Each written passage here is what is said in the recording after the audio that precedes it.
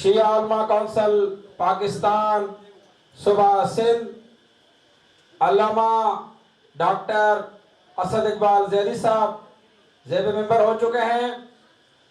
قبل اس کے کہ میں مائک قبلہ کے حوالے کروں، آپ تمام مومنین کی اور قبلہ جو کہ حالات سے واقف ہیں، شہید الطاف حسین شاہ کاظمی صاحب کے قتل کے حوالے سے پوری تنظیمی قیادت ضلع سے لے کر صوبے تک، صوبے سے لے کے مرکز تک شہید کے ورثاء کے ساتھ، ان کے لواحقین کے ساتھ لمحہ بلمحہ رابطے میں ہے، اور قبلہ سے یہی درخواست کریں گے کہ موجودہ جو انتظامیہ ہے یا خاص طور پر پولیس جس انداز سے انہوں نے اس کیس کو ہینڈل کیا ہے، ایسا نہیں لگتا کہ جیسے کسی انسان کے کیس کو وہ ہینڈل کر رہے ہوں۔ موٹر سائیکل اور سائیکل کی چوری کے کیس کو تو وہ بڑی چستی کے ساتھ ہینڈل کرتے ہیں اور حل کرتے ہیں، اور فیس بک پر اور بڑے میڈیا پر چل جاتا ہے کہ موٹر سائیکل فلاں جگہ سے پھر ہوئی تھی اور فلاں کانسٹیبل اور ایس ایچ او صاحب نے بڑی پھرتی کے ساتھ ناکہ بندی کر کے موٹر سائیکل کو برآمد کر لیا۔ لیکن ایک شہید جس کی شہادت کو آج 40 روز گزر چکے ہیں، ہمیں روزانہ ایک نیا ڈرامہ سنایا جاتا ہے کہ اس طرف بات جا رہی ہے، اس طرف بات جا رہی ہے، اس طرف بات جا رہی ہے۔ ہم صرف یہ مطالبہ کرتے ہیں لواحقین کی جانب سے اور قبلہ کی موجودگی میں، اور قبلہ سے بھی یہ درخواست ہے، اس کے بعد انشاءاللہ قبلہ پریس کانفرنس بھی کریں گے موجودہ ملکی صورتحال پر اور شہید الطاف حسین شاہ صاحب کے قتل کے حوالے سے، کہ جس طرف بھی اس قتل کی ڈوریاں جاتی ہیں ہمیں وہ قاتل بے نقاب کر دیں۔ اگر قاتل ہمارے گھروں کے اندر موجود ہے تو نکال کر باہر لے آئیں، ہمیں کوئی اعتراض نہیں، لیکن ہمیں وہ افراد ظاہر کر کے دیے جائیں۔ بآواز بلند صلوات۔ اب میں انتہائی ادب کے ساتھ دعوت خطاب دوں گا صوبائی صدر شیعہ علماء کونسل پاکستان صوبہ سندھ حجت الاسلام والمسلمین علامہ ڈاکٹر اسد اقبال زیدی صاحب کو۔ بآواز بلند صلوات۔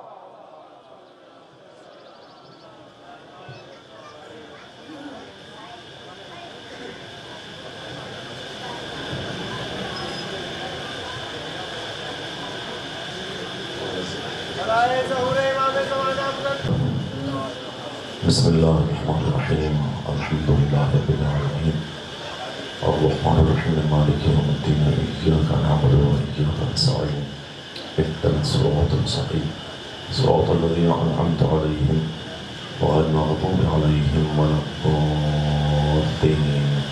اللهم صل علی محمد و آل محمد وعجل فرجهم۔ لا حول ولا قوة إلا بالله العلي العظيم۔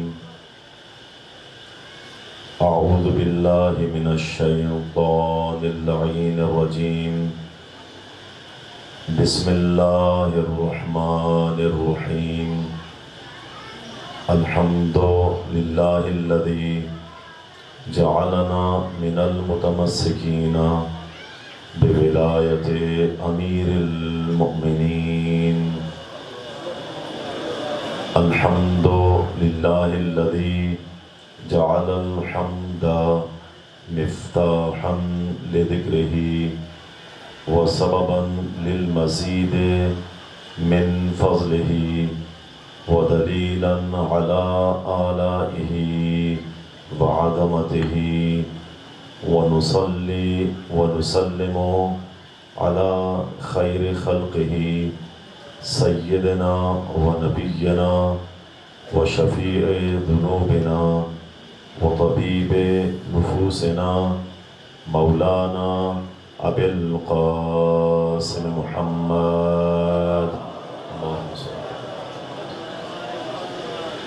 والصلاة والسلام على أهل بيته الطيبين الطاهرين المعصومين المظلومين الذين أوجب الله حقوقهم وفرض الله طاعتهم على شيعتهم ومحبيهم ومواليهم أجمعين، ولعنة الله على أعدائهم ملعونين من يوم عداوتهم إلى أبد الآبدين.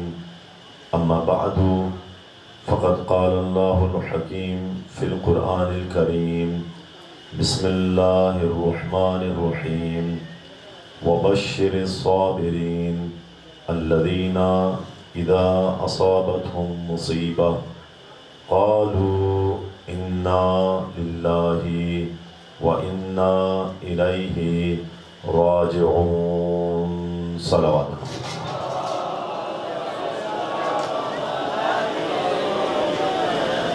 نعرہ تکبیر، نعرہ رسالت، نعرہ حیدری، حسینیت، یزیدیت، نعرہ صلوات.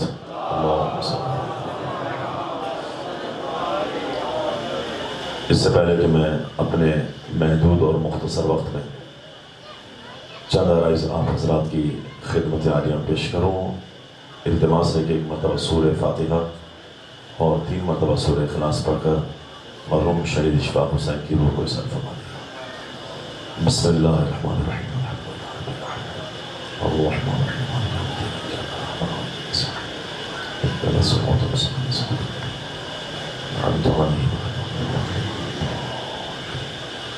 بسم اللہ الرحمن الرحیم. قل هو الله احد ولم يكن له كفوا احد. بسم الله الرحمن الرحیم. قل هو الله احد الله الصمد. بسم الله الرحمن الرحيم. قل هو الله احد ولم يكن له كفوا احد وضع الثواب الى القلب. اللهم صل على محمد وعلى محمد. درود پر محمد و آل محمد.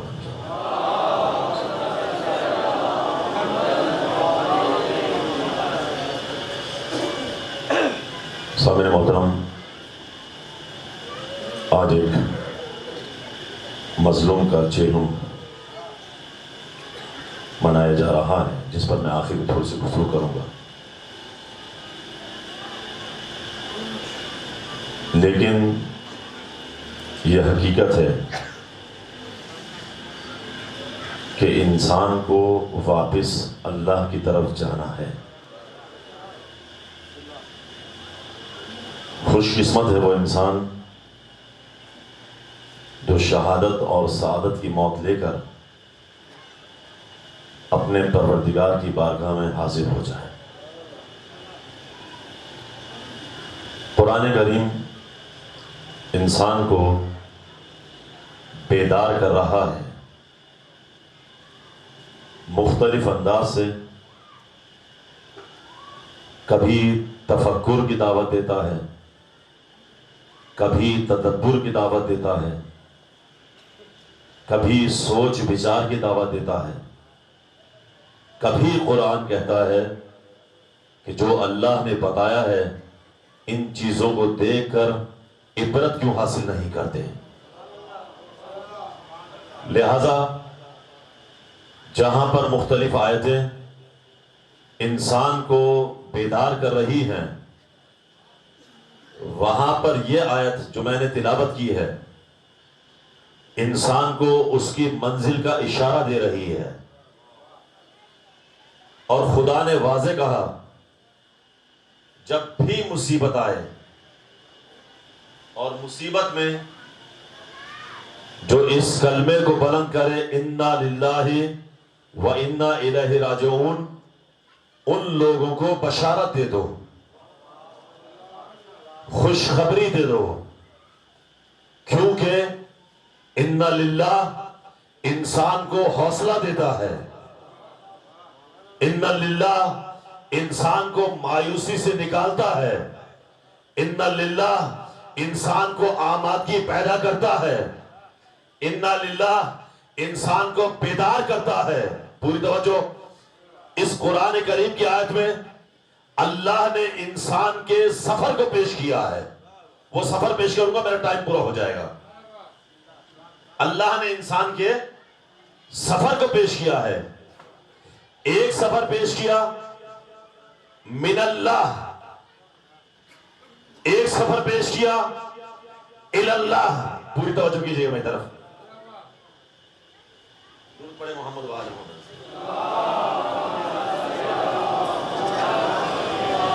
میری تمام تمیزی گفتگو بھی سمجھ لیجئے گا، اصل گفتگو کی دامن وقت میں گنجائش نہیں ہوگی، اس لیے بات کو کچھ 2-3 نقطے پیش کرنا چاہوں گا. انا للہ و انا الیہ راجعون، اس میں خدا نے انسان کے 2 سفر پیش کیے. ایک سفر ہے من اللہ اور ایک سفر ہے الی اللہ. ایک سفر اللہ کی طرف سے اور دوسرا سفر ہے اللہ کی طرف. ان 2 سفر میں اللہ نے یہ وقفہ دیا ہے.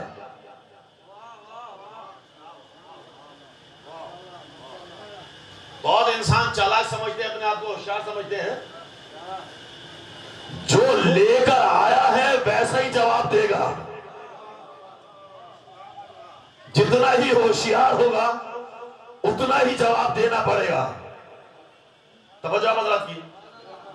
2 سفر من اللہ الی اللہ، ان 2 سفر میں انسان نے کرنا کیا ہے؟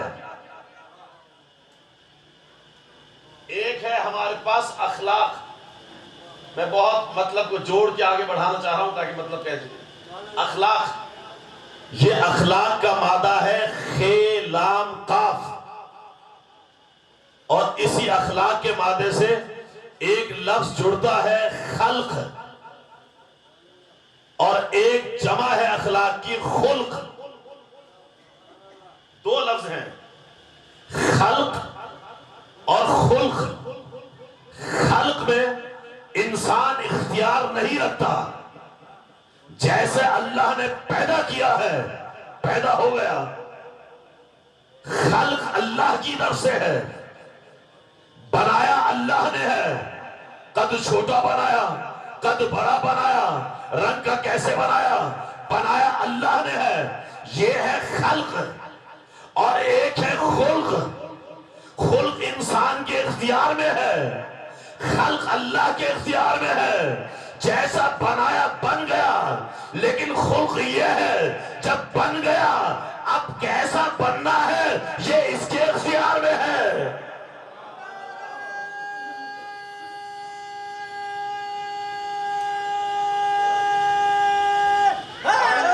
یا علی لفظوں پہ ڈالر کیجئے کہ میں نتیجہ دے رہا ہوں. بہت ہی آسان لفظوں میں خلق کا تعلق جسم کے ساتھ ہے، جو چیز بنا دی. خلق کا تعلق سیرت کے ساتھ ہے، اخلاق سیرت کے ساتھ. سیرت خود بنائے گا انسان، اللہ خلق کرے گا. اللہ نے خلق کر دیا. اب یہ انسان جو وقفہ زندگی میں بیٹھا ہے، اللہ کا تقاضا ہے بنایا میں نے ہے، بنے گا تو خود. سیرت تجھے خود پیش کرنی. دیکھیے ہماری خوبصورتی، میں دیکھتا ہوں بھائی یہ بدصورت ہے، یہ خوبصورت ہے، یہ بدصورت ہے، یہ خوبصورت ہے. اللہ کبھی کسی کو بدصورت نہیں بناتا. ہر انسان آئینے میں کھڑا ہو کر اپنا اندازہ کرتا ہے، بہت اپنے آپ کو منظم کرتا ہے، کہتا مجھ جیسا کوئی خوبصورت ہی نہیں ہے. پوری توجہ ہے، خوبصورت نہیں ہے. یہ نگاہ انسان ہے جو کسی کو خوبصورت دیکھتی ہے، کسی کو بدصورت دیکھتی ہے، لیکن اللہ کبھی بھی کسی کو بدصورت نہیں بناتا. دیکھیے افریقہ کی خوبصورتی اپنی ہے، پاکستان کی خوبصورتی اپنی ہے، یورپ کی خوبصورتی اپنی ہے، ایران عراق کی خوبصورتی اپنی ہے. میں اس کو تعبیر کروں، یہ خوبصورتی در حقیقت ایک مزاج کا نام ہے. ہر انسان دیکھتا ہے یہ بدصورت ہے، یہ خوبصورت ہے، یہ اچھا ہے، یہ برا ہے، خوبصورتی ہے. لیکن انسان کا تعلق، انسان کے اس خوبصورتی کا تعلق انسان کے ذائقے کے ساتھ ہے. ملک تبدیل ہوتے ہیں. آپ یہاں سے چلے گا ایران، آپ کو ایران والوں کو کھانا پسند نہیں، ذائقہ تبدیل ہو گیا. آپ کا مزاج اور ہے کھانے کا اور وہاں کا مزاج اور ہے. آپ کسی اور ملک میں چلے گئے، ان کو آپ کو کھانا پسند نہیں. توجہ حضرات کی، آپ کو ان کا پسند نہیں. یعنی یہ انسان کا خود لذت ہے، انسان کا خود لذت ہے. جس لذت کو دیکھ کر انسان کے اس تلفظ میں تبدیلی آتی ہے، اس مزاج میں تبدیلی آتی ہے. یہی انداز ہے انسان کی نگاہ کا.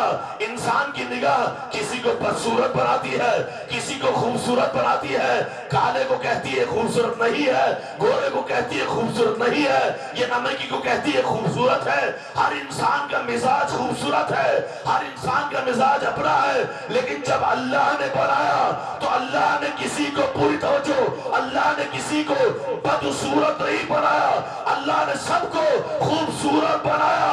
اسی لیے کائنات کے رسول فرماتے ہیں جس وقت تم آئینہ دیکھو، جس وقت شیشہ دیکھو تو دعا پڑھو اللہم حسن خلقی کما حسنت خلقی. اے اللہ جس طرح تو نے مجھے خوبصورت بنایا اس طرح میری سیرت کو بھی بنا دے.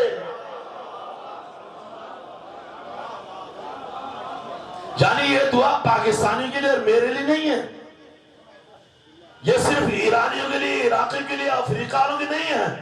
افریقہ کا بندہ مومن کھڑا ہوگا، وہ بھی شیشہ دیکھے گا اور کہے گا اللہم حسن خلقی، اے اللہ میرے خلق کو، کردار کو، سیرت کو بہتر بنا دے.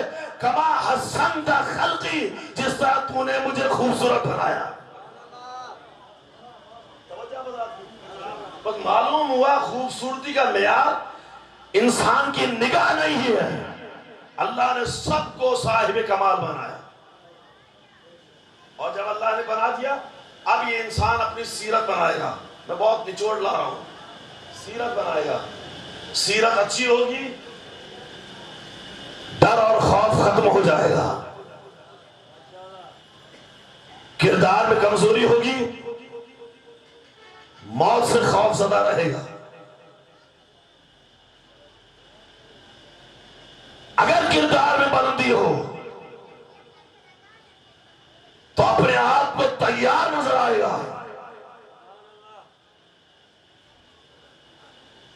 دیکھیے قرآن کا بہت لطیف نقطہ پیش کروں گا اور بات کو اینڈ در جاؤں گا اس سے نتیجے لے کر. اور میں کرام تشریف فرمائیں. قرآن کی ایک آیت کہتی ہے اِنَّا لِلَّهِ وَإِنَّا إِلَيْهِ رَاجِعُونَ. اے اللہ ہم تیرے لیے ہیں، تیری ملکیت ہیں اور تیری طرف پلٹنے والے ہیں. ایک انداز قرآن کا یہ ہے. ایک اور انداز دیکھیے کُلُّ نَفْسٍ ذَائِقَةُ الْمَوْتِ ثُمَّ إِلَيْنَا تُرْجَعُونَ. دوسرا جملہ قرآن کا ایک ترجعون کے ساتھ، ایک راجعون کے ساتھ. راجعون اسم فاعل یعنی میں پلٹنے کو تیار ہوں. ترجعون فعل مضارع مجہول کا صیغہ یعنی پلٹایا جائے گا، یعنی پلٹنے کو تیار نہیں ہے، پلٹایا جائے گا. قرآن نے دونوں انداز دے دیے. تمہاری مرضی ہے خود پلٹاؤ، تمہاری مرضی ہے تم کو پلٹایا جائے. جس طرح اسکول کے بچے جو ہوم ورک کر لیتا ہے وہ صبح ہی بیگ تیار کر کے اسکول جانے کے لیے تیار ہو جاتا ہے اور وہ چل پڑتا ہے، خود تیار ہے. لیکن کچھ بچے ہیں جو ناغہ کرتے ہیں، چھپتے چھپاتے پھرتے ہیں کہ آج اسکول کی چھٹی ہو جائے، نہ جانا پڑے. لیکن جو ہوشیار ذمہ دار استاد بچوں کو بھیجتے ہیں ٹولی کی صورت میں، جاؤ اس بچے کو ڈنڈا ڈولی کر کے لاؤ. وہ پہنچتے ہیں بچے، کوئی ٹانگوں سے پکڑتا ہے، کوئی ہاتھوں سے پکڑتا ہے اور ڈنڈا ڈولی کر کے اس بچے کو پورا محلہ بھی دیکھ رہا ہے. اسکول کے بچہ تماشائی بنے ہوئے ہیں، یہ ہاتھ پیر مارتا رہے گا، لیکن ان کے ہاتھوں کو پیروں کو پکڑ کر اس بچے کو اسکول پہنچایا جائے گا۔ یعنی بچہ اگر ہوم ورک کر لے، بچہ اگر پڑھائی میں طاقتور ہو جائے، بچہ اگر مضبوط ہو جائے تو خود تیار ہو جاتا ہے۔ نہ ماں کو کہنے کی ضرورت ہے، نہ باپ کو کہنے کی ضرورت ہے، لیکن بچہ اگر ہوم ورک نہ کرے تو پھر اس کو ڈنڈا ڈولی کر کے لایا جاتا ہے۔ قرآن یہی فکر دیتا ہے کہ خود تیار ہوتے ہو یہ تمہیں بلایا جائے۔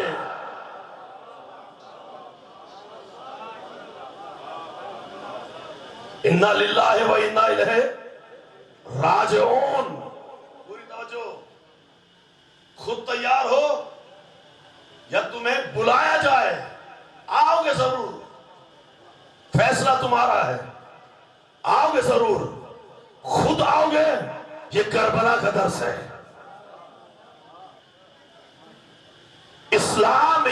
اسلام انسان کو ترجعون کی منزل سے اتار کر راجعون کی منزل پر لانا چاہتا ہے۔ اسلام انسان کو کردار سازی کی طرف لانا چاہتا ہے کہ اگر کردار میں کمزوری ہے تو ترجعون کی منزل سے اتر جاؤ، جہاں پر تمہیں زبردستی لایا جائے، اور راجعون کی منزل پر آ کر اعلان آمادگی کر جاؤ۔ کربلا یہی پیغام دے رہا ہے۔ کربلا انسان کو بیداری کا درس دے رہا ہے۔ حسین ابن علی کی سیرت ترجعون کی منزل سے اتار کر راجعون کی منزل پر لانا چاہتی ہے، اور بندے مومن کو کہتی ہے تیار ہو جا، آمادہ ہو جا، جب بلایا جائے فوراً لبیک کہہ جا۔ جب انسان کے اندر راجعون کی منزل آ جائے گی، انسان اس منزل پر فائز ہو جائے گا، تو خدا کی قسم نہ ایف آئی آر کا خطرہ ہوگا، نہ شہادت سے ڈر ہوگا۔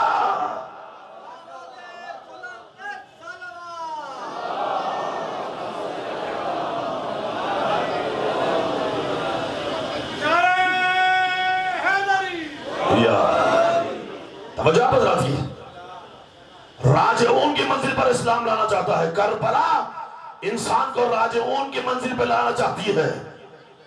یہی وجہ ہے کہ جب کربلا میں پوچھا گیا مولا بابا کیا ہم حق پر ہیں، تو حسین نے کہا کیوں نہیں؟ کہا پرواہ نہیں، موت ہم پر آ جائے یا ہم موت پر چلے جائیں۔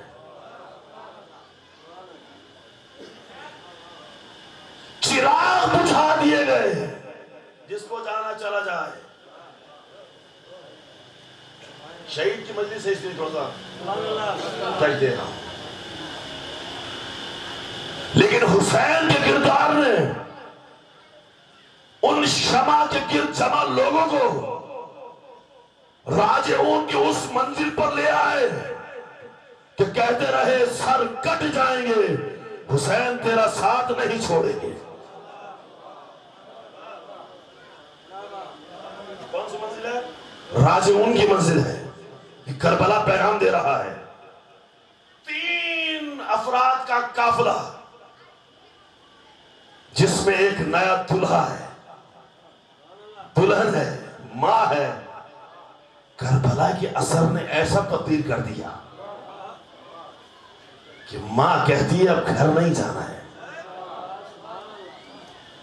حسین کے لشکر میں شامل ہونا ہے۔ کون سی منزل ہے؟ کربلا راجعون کی منزل پر لا رہی ہے۔ اور راجعون کی منزل پر کون؟ جس کا کردار پاک ہو، جس کا عمل بہتر ہو، جو کردار میں کمزوری نہ رکھتا ہو، وہ راجعون کی منزل پر لائے گا۔ صرف نعرے سے کچھ نہیں، حقیقت یہی ہے ہماری درسگاہ کربلا۔ کربلا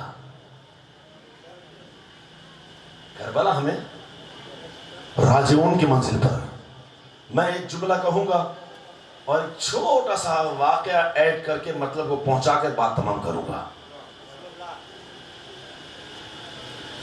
کربلا روشن رہنمائی ہے انسانیت کے لیے۔ کوئی شک ہے آپ کو؟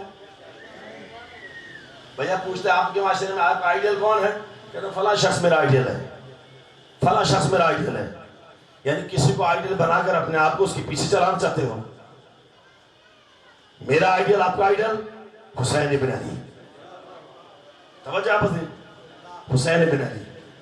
لیکن آج اگر حسین ابن علی کے میدان کربلا کو ختم کرنے کی کوشش کی جا رہی ہو، پوری توجہ کے ساتھ ان چند جملات کو سن لیجیے گا.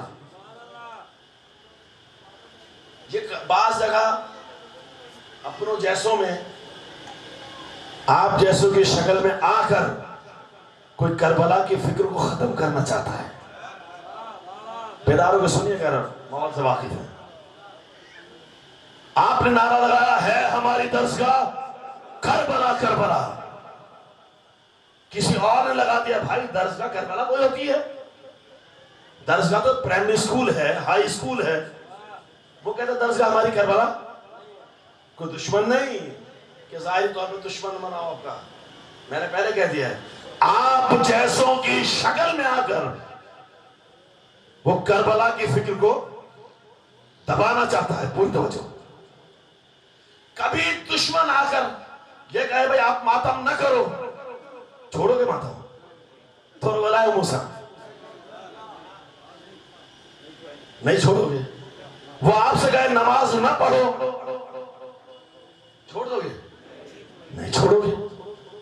وہ آپ سے کہے حسین حسین نہ کرو، وہ آپ سے کہے مجلس نہ کرو، آپ کہیں مجلس میری جان ہے، حسین حسین میری روح ہے، یہ عزاداری میری شہر اگے حیات ہے، میں زندہ ہوں تو اسی وجہ سے. دشمن کبھی سامنے آ کر آپ کو نہیں ہٹائے گا. پوری توجہ. مگر کچھ ہیں کہ دشمن آپ کی شکلوں میں آ کر آپ کو ہٹانے کی کوشش کریں گے. اب اس مطلب کو پہنچانے کے لیے آسان کے وقت بھی نزدیک ہے، پھر اس کانفرنس بھی کرنی ہے. ایک شخص ہے مسجد میں عابد، عبادت کر رہا ہے، بہت بڑا عابد ہے. شیطان نے کہا اس کو بہکاؤں کیسے کہ اللہ کے راستوں کو چھوڑ دے. اگر اس سے کہے عابد تو عبادت نہ کر، وہ تو کہے میں اللہ کی عبادت کروں، چھوڑ نہیں سکتا. اب شیطان عابد کی شکل میں آیا. اب سارا مطلب سمجھ لیجیے گا. شیطان عابد کی شکل میں آیا اور عابد کے ساتھ کھڑا ہو کر نماز پڑھنا شروع کر دی. اللہ اکبر. نماز تمام کرتا، پھر نیت باندھ لیتا، اللہ اکبر. عابد تھک گیا، بیٹھ گیا، آرام کیا، کھانا کھایا. یہ عابد اس سے کہتا ہے کہ بھیا تو بھی کچھ آرام کر لے، تو بھی کچھ کھانا کھا لے. یہ کہتا ہے کہ نہیں میرے پاس وقت نہیں ہے. پوری توجہ. میرے پاس وقت. جو ہی نماز ختم کرتا فوراً کہتا اللہ اکبر، پھر نماز شروع کر دیتا. یہ عابد بڑا پریشان. یہ کون سا مجھ سے بڑھ کر عابد آ گیا؟ میں تو سمجھتا تھا کہ مجھ جیسا کوئی بھی نہیں. کون سا ایسا کام کیا کہ اللہ نے توفیق دی؟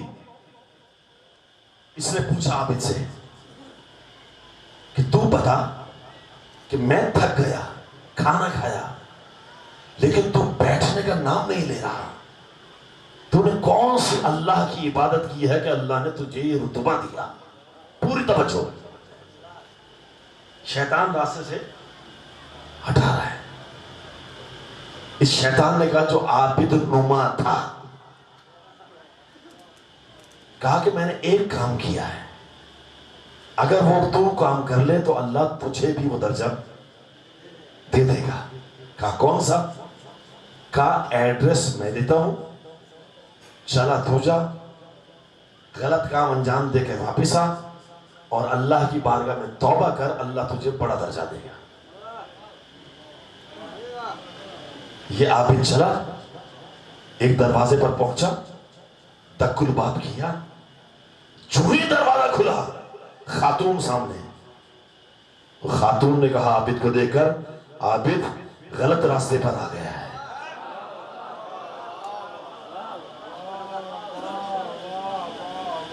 بھٹک گیا ہے, غلط راستے پر آیا ہے, واپس چلا جا. اس نے کہا نہیں, مسجد میں ایک بہت بڑا عابد تھا کہ جو مجھے بتا رہا تھا کہ منزل اس طرح ملی ہے. اس خاتون نے کہا وہ عابد نہیں تھا, وہ شیطان تھا.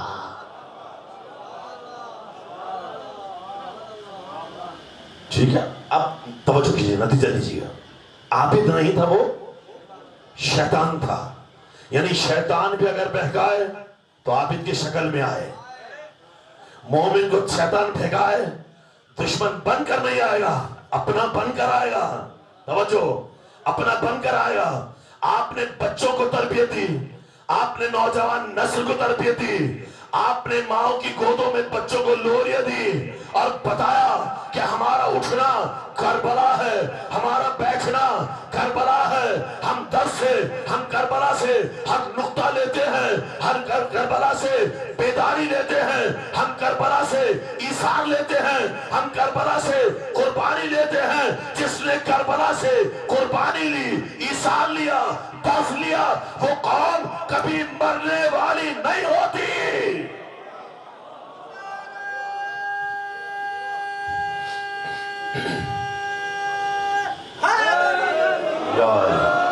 توجہ کیا بتاتے ہیں, وہ قوم مرنے والی نہیں ہوتی, عزت کی زندگی جیتی ہے. کیونکہ حسین نے کہا ذلت کی زندگی سے عزت کی موت بہتر ہے. کیا کہا گیا؟ کہا کہ کربلا ہمارا درس اسکول ہے, درس کالج ہے, درس یونیورسٹی ہے.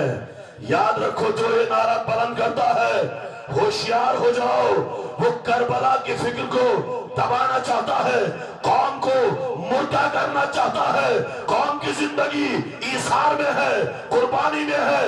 حسین ابن علی کے ساتھیوں نے حسین پر قربان ہو کر بتا دیا یہ قربانی ہی زندگی ہے. لہذا ہوشیار ہو جائیں, دشمن کو پہچانے. اگر دشمن کو نہ پہچانا بکھر جاؤ گے, تقسیم ہو جاؤ گے, منتشر ہو جاؤ گے. آج کون ہے کہ جس نے آواز اٹھائی مراجع نظام کے خلاف, مضبوط مرکز کے خلاف؟ ہم بھی چل پڑے اس کے پیچھے. ناراض تو نہیں رہے آپ لوگ؟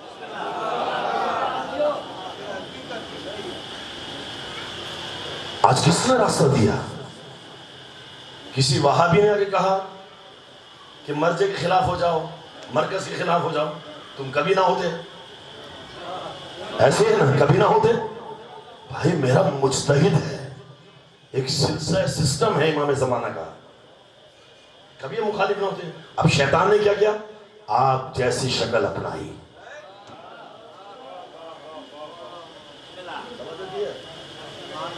آ کر اس نے منتشر کرنا شروع کیا, تقسیم کرنا شروع کیا, بانٹ دیا. دشمن شناسی جب تک نہیں ہوگی اسی طرح کمزوریاں ہوتی چلی جائیں گی. ڈاکٹر اگر لیبارٹری سے ٹیسٹ نہ کروائے, آنکھیں بند کر کر نسخہ دیتا رہے تو ہو سکتا ہے سامنے والا مریض ختم ہی ہو جائے.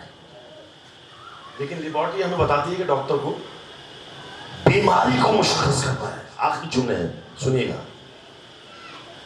اگر ڈاکٹر نے بیماری کو پا لیا تو علاج بھی اچھا کرے گا, صحیح راستہ دے گا. لیکن اگر بیماری نہ پا سکا, یہی بات میری اور آپ کی ہے, ہم معاشرے میں بیماری تلاش کریں. کون سی بیماری ہے جو ٹکڑے کر رہی ہے؟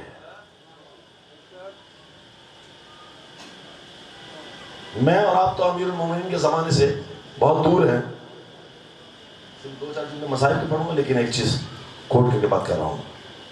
بہت دور ہے زمانے سے. ہم نے علی کو نہیں دیکھا. اللہ کا شکر ہے ایمان رکھتے ہیں. علی کے زمانے میں رہنے والے, علی کا ساتھ دینے والے, علی کے ساتھ چلنے والے, علی کے کردار کو دیکھنے والے, علی کی قربانیوں کو دیکھنے والے, علی کی خدمت کو دیکھنے والے, وہ بہک جاتے ہیں. آئے وہ نیزوں پر قرآن اٹھا کر اور جملہ کہتے رہے, لا حکم الا للہ. پوری توجہ, علی نے راستہ دیا ہے, بیدار ہو جاؤ. کیا کہا؟ لا حکم الا للہ, اللہ کے علاوہ کوئی کسی اور کا حکم نہیں ہے. جب انہوں نے نعرہ بلند کیا, علی کے ساتھ چلنے والوں نے کہا, یا علی صحیح تو کہہ رہے ہیں. علی نے کہا, میں کب کہتا ہوں غلط کہہ رہے ہیں.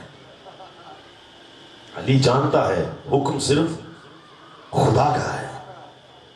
علی بیدار کر رہے ہیں ہمیں پوری توجہ کے ساتھ, حکم صرف خدا کا ہے. یا علی جنگ مت کیجئے. انہوں نے نعرہ بلند کیا ہے, یا علی اگر ان سے جنگ کرو گے جو یہ نعرہ بلند کر رہے ہیں تو ہماری تلواریں تمہارے خلاف اٹھ جائیں گی. اللہ اکبر, یہ کیا زمانہ ہو گیا.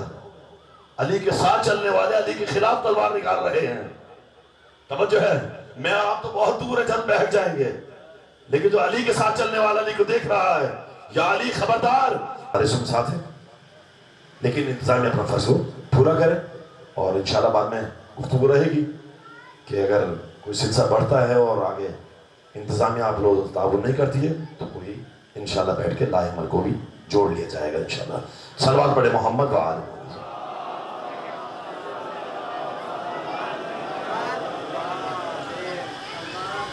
بس عزاداران کربلا,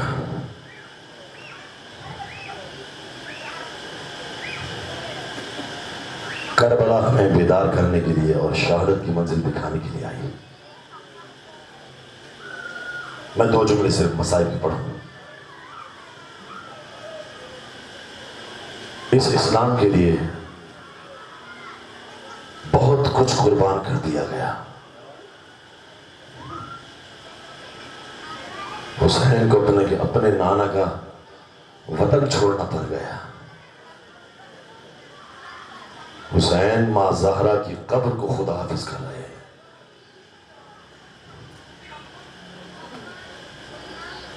جس وقت قافلہ سوار ہونے لگا تو راوی آ کر پوچھتا ہے کہ آج یہ مدینے کا رخ کیا ہوا. مدینے میں سنسان ہے. جب بتایا گیا تجھے معلوم نہیں, آج نواسہ رسول حسین مدینہ چھوڑ رہا ہے. بس عزاداران مظلوم کربلا, ایک ایک بی بی آتی, جوان بڑھتا ہماری پہ سوار کرتا. کبھی اکبر بڑھے ہیں, کبھی قاسم بڑھے ہیں. روایت کا ایک منظر وہ آئی ہے کہ جب ایک بی بی نکلی ہے باہر تو جو حسین اب تک بیٹھے تھے کھڑے ہو گئے. اکبر آگے بڑھے, عباس آگے بڑھے, یہ سب بنی ہاشم کے جوان آگے بڑھے. حسین نے بڑھ کر بی بی کو سوار کیا. راوی کہتا ہے یہ کون بی بی تھی جس کے لیے حسین کھڑے ہو گئے؟ تو کہا گیا تجھے معلوم نہیں, یہ حسین کی سب سے جو پیاری بہن زینب تھی. یہ علی کی بڑی بیٹی زینب تھی جس کے لیے حسین سوار کھڑے ہو گئے.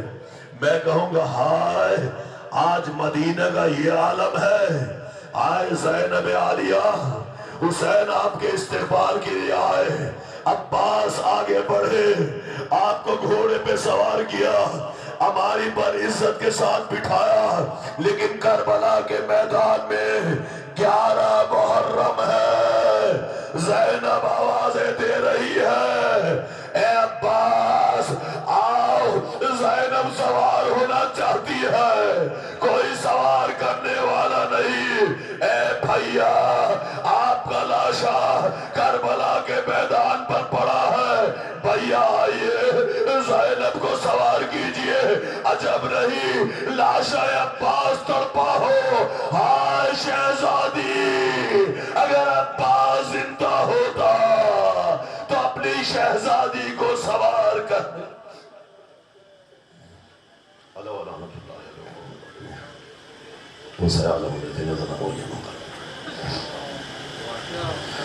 بارے وس محمد وآل محمد کا ہماری اس عبادت کو اپنی بارگاہ میں قبول فرما، اس کا ثواب شہید کی روح کو سال فرما۔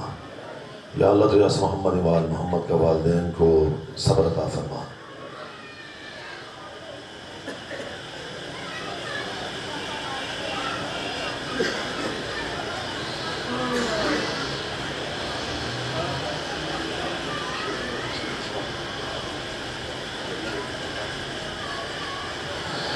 بارے نواس محمد و آل محمد کا شہداء کا درجہ بلند ہے، یقیناً بحق محمد و آل محمد تمام شہداء ملت جعفریہ، خاص طور پر شہید اشفاق کو، الطاف حسین کو مظلوم کربلا کے دسترخوان پر مہمان قرار فرما، شہداء کربلا کے ساتھ معشور فرما، زندگی میں ان کی خدمات کو اپنی بارگاہ میں قبول فرما۔ خدا واسع محمد و آل محمد کا جملہ مومنات جو اس دنیا سے جا چکے ہیں، بحق محمد و آل محمد سب کو شہداء کربلا کے ساتھ معشور فرما۔ کیا ہے یہ؟ زوجہ بحق محمد و آل محمد پر دن پاک صدقے میں تمام بیماروں کو، بالاخص حاضرین میں، حاضرین کے جو متعلقین ہیں ان میں خاص طور پر دعا کی گئی ہے زوجہ معشوق منگی صاحب کی کے لیے جو صحتیاب نہیں ہے، بحق محمد و آل محمد سب کو صحت کاملہ عاجل نصیب فرما، پرسکون زندگی نصیب فرما، جسم میں جان میں طاقت و توانائی نصیب فرما۔ بحق محمد و آل محمد ہم سب کو مل جل کر مذہب حق کی خدمت کی توفیق عطا فرما، قائد محترم کی عمر دراز فرما، دشمن کی شرور سے محفوظ فرما، ہمارے قوم میں اتفاق اور اتحاد قائم فرما۔ بحق محمد و آل محمد تمام مومنات کی حوائج شریعہ کو پورا فرما، مقامات مقدسہ کی زیارت نصیب فرما، مولا امام زمانہ علیہ السلام ظہور میں تعجیل فرما، ہم سب کو اعوان اور انصار میں شامل فرما۔ ربنا تقبل منا انک انت السمیع الدعاء برحمتک یا ارحم الراحمین۔ ایک مرتبہ سورہ فاتحہ پڑھ کر تمام مرحومین مومنات شہداء ملت جعفر خاص طور پر شہید جعفر کے بسم اللہ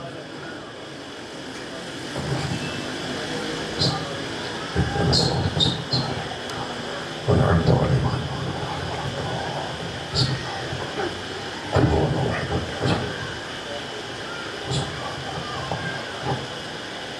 بسم الله الرحمن الرحيم إن الله وملائكته يصلون على النبي يا أيها الذين آمنوا صلوا عليه وسلموا تسليما وبركاته. السلام يا عبد الله الحسين، السلام يا ابن رسول الله، السلام يا ابن أمير المؤمنين وابن سيد الوسيد، السلام يا ابن فاطمة الزهراء سيدة نساء العالمين، السلام على الحسين وعلى علي بن الحسين وعلى أولاد الحسين وعلى أصحاب الحسين وعلى أخي العباس عليه السلام، والسلام على جميع شهداء كربلاء رحمة الله وبركاته. السلام على يا غريب الغرباء، السلام يا معين الضعفاء والفقراء، السلام يا مورث الشيخ والزوار في يوم الجزاء، السلام يا رئيس النفوس، السلام أيها المدفون بأرض الطوس، السلام على آبائك السبعة وأبنائك الأربعة رحمة الله وبركاته. السلام على صاحب العصر والزمان، الأمان من آخر الزمان، السلام يا خليفة الرحمن، السلام يا إمام سجان، السلام يا مدح الإيمان، السلام السلام شريك القرآن هذا جله تعالى فرجا وسله تعالى محرجا وظهورك رحمة الله وبركاته.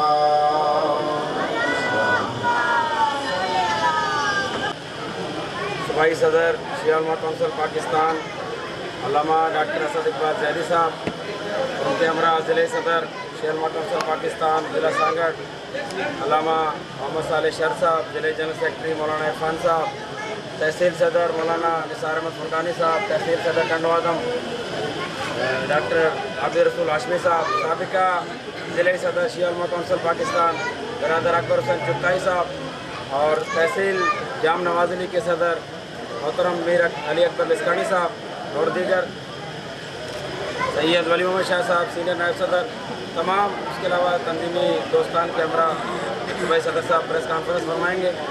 آج کا جو یہ شہید کی برسی کے حوالے سے بھی، شہید کے چیلم کے حوالے سے بھی، ان کے قتل کے حوالے سے اور موجودہ ملک کی صورتحال پر اگر آپ کو سوال کرنا چاہیں تو اسے کر سکتے ہیں.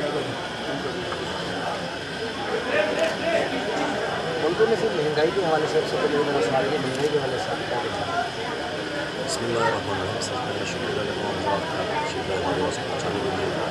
مہنگائی کے حوالے سے تو اب کوئی لفظ کافی بچے ہی نہیں ہے جس کو الفاظ کا سہارا لے کر اس کی مذمت کی جائے.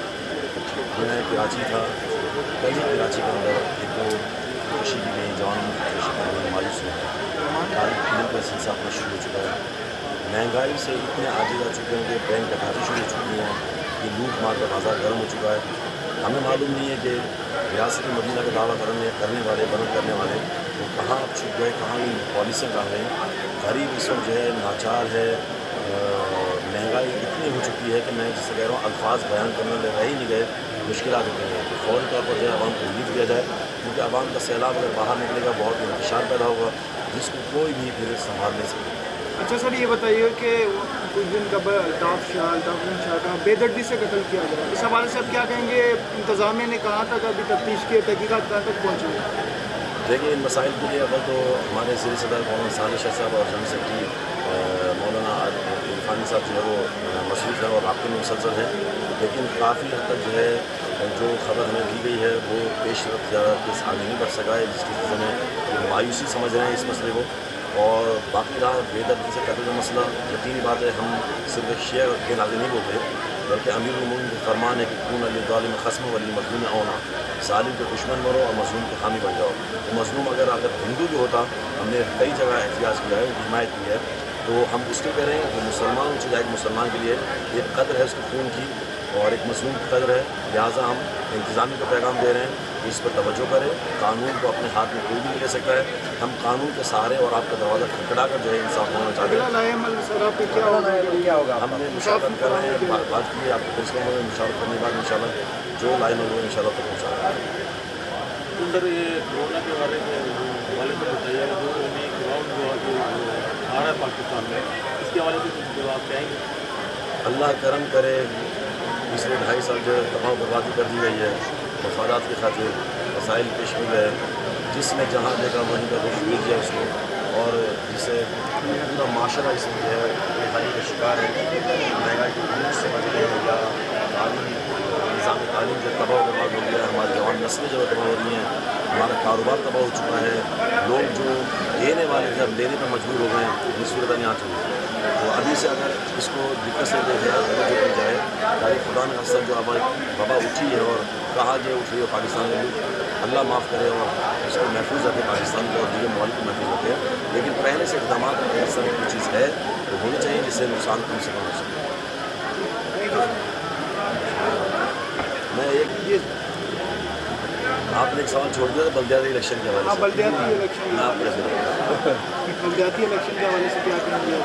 دیکھیے مسئلہ ہے کہ بلدیاتی الیکشن جو ہے وہ طاقت ہے، عوامی طاقت ہے، اور اگر صحیح انداز میں اس بلدیاتی الیکشن کا انعقاد ہو تو یقین بات ہے عوامی اور اس کے اختیارات ہوں، بلدیات کے اختیارات، نظام بلدیات کے اختیارات ہوں، تو اس اختیارات کے ساتھ جو ہے یہ مسائل بہت سارے قابل حل ہیں. جس طرح کی آج کل باتیں ہو رہی ہیں کہ حکومت دعویٰ کر رہی ہے کہ ہم اختیارات کو مزید بڑھانا چاہتے ہیں، جبکہ اس میں کافی حد تک ہمیں محسوس ہوتا ہے کہ اختیارات بڑھتا ہوا سلسلہ پیدا نہیں ہوتا ہے. کوئی پیسہ اگر وہیں اوپر ہی رک جائے گا اور نیچے افراد تک نہیں پہنچے گا، یقینی بات ہے روڈوں کی حالت ہے، معاشی حالت ہے، صفائی کے نظام ہے، گندگی ہے، کوڑا کچرا سارا نظام اسی طرح دوبارہ پڑا رہے گا۔ لہٰذا شیعوں میں کونسل انشاءاللہ بلدیاتی الیکشن میں بھرپور انداز میں شرکت کرے گی، اور ہم نے ابھی سے کام شروع کر دیا اور رابطے ہمارے شروع ہوئے۔ کل ہمارے جماعت اسلامی سے کراچی میں رابطہ تھا، ملاقات ہوئی ہے اور آئندہ ان شاء اللہ ملاقات میں سلسلہ جاری ہے۔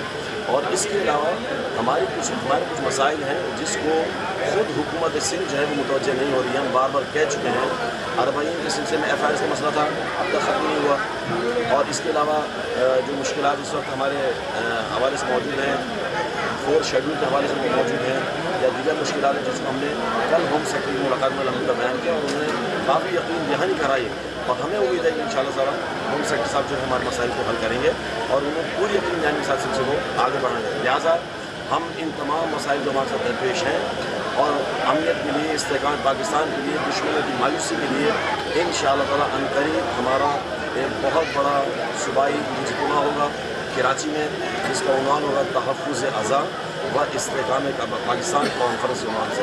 ایک بڑا اجتماع ہوگا انشاءاللہ، اگر اس وقت مطالبہ پورے کیے تو پھر ہم اس کا لائحہ جوڑیں گے، اس اجتماع کو ہم کس طرف لے کے جائیں گے۔ بہت شکریہ۔